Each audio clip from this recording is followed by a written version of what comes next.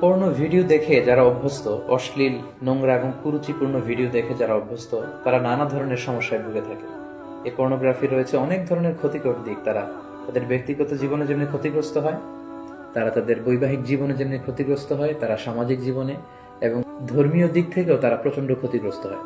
এ পর্যায়ে আমরা বলবো পর্নোগ্রাফি দেখার ফলে একজন ব্যক্তি কি কি ক্ষতির সম্মুখীন হয়। সর্বপ্রথম যে ক্ষতিটির সম্মুখীন সে হচ্ছে সেটি হচ্ছে সেই ব্যক্তি তার আত্মাকে কলুষিত করে দিচ্ছে। ফলে কোনো আবাদতে সে মজা পাবে না, সে সালাত আদায় করে মজা পাবে না, সে কোরআন তেলাওয়াত করে মজা পাবে না, সে তাসবিহ করে মজা পাবে না।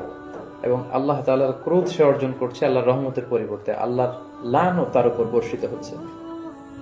এবং মানুষের দেহের যতগুলো অঙ্গ রয়েছে তার মধ্যে থেকে সবচাইতে দামি অঙ্গ হচ্ছে তার আত্মা। And pornography is damaging your soul.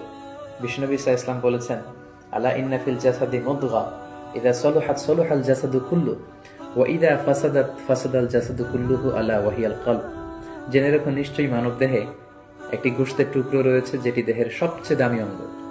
এই অঙ্গটি যদি পরিচ্ছন্ন হয় পুরো দেহটি পরিচ্ছন্ন থাকে, এই অঙ্গটি যদি নষ্ট হয়ে যায় পুরো দেহটি নষ্ট হয়ে যায়, আর সেটি হচ্ছে তোমাদের আত্মা। In the day of judgement আমরা যখন আল্লাহ তাআলার কাছে হাজির হয়ে যাব, আমাদের ক্ষমতা, আমাদের সন্তান, আমাদের সম্পদ কোনো কিছুই আমাদের মুক্তিকে নিশ্চিত করতে পারবে না। কেবলমাত্র যারা প্রশান্ত এবং পরিচ্ছন্ন আত্মা নিয়ে মহান আল্লাহর দরবারে হাজির হবে, তার জন্যই আল্লাহ তাআলা ক্ষমার ঘোষণা করবেন। তো পর্নোগ্রাফি ওয়াচাররা সর্বপ্রথম যে ক্ষতিটির সম্মুখীন হচ্ছে সেটি হচ্ছে তারা তাদের আত্মাকে নষ্ট করে দিচ্ছে, যেটা মানব দেহের সবচেয়ে দামি অঙ্গ। পাশাপাশি তারা তাদের চরিত্রকে শেষ করে দিচ্ছে, যেটা মানব জীবনের সবচেয়ে দামি একটি বিষয়। আমরা বলি যে মানুষের অর্থহানি ঘটলে সামান্য কিছু হানি হয়, স্বাস্থ্যহানি হলে আরেকটু বেশি কিছু হয়, কিন্তু একজন ব্যক্তি যখন তার চরিত্র হারিয়ে ফেলে সে তার সবকিছুকে হারিয়ে ফেলে।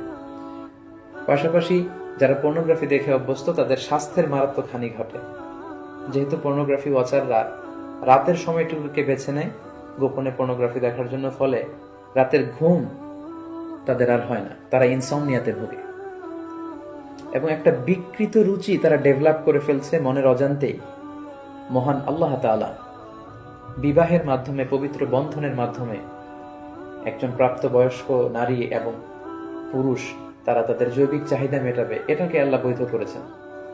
কিন্তু বিয়ের অনেক আগেই যখন তারা এই যুগল দৃশ্যগুলো ভিডিওতে দেখে, বলে আয়াতু বিল্লাহ, নাউযু বিল্লাহ, তখন মনের অজান্তে একটা বিকৃত রুচি তারা ডেভেলপ করে। তারা তখন আর স্বাভাবিক মানুষ থাকে না, অস্বাভাবিক মানুষে পরিণত হয়। এবং পার্সোনালি আমরা অনেকের কাছ থেকে এরকম প্রশ্নও পাই যে আমি আসলে পর্নোগ্রাফি দেখতে চাই না, আমি এটাকে অপছন্দ করি, কিন্তু একবার দেখতে শুরু করার কারণে আমি এ থেকে বেরিয়ে আসতে পারছি না, আমি নিজেকে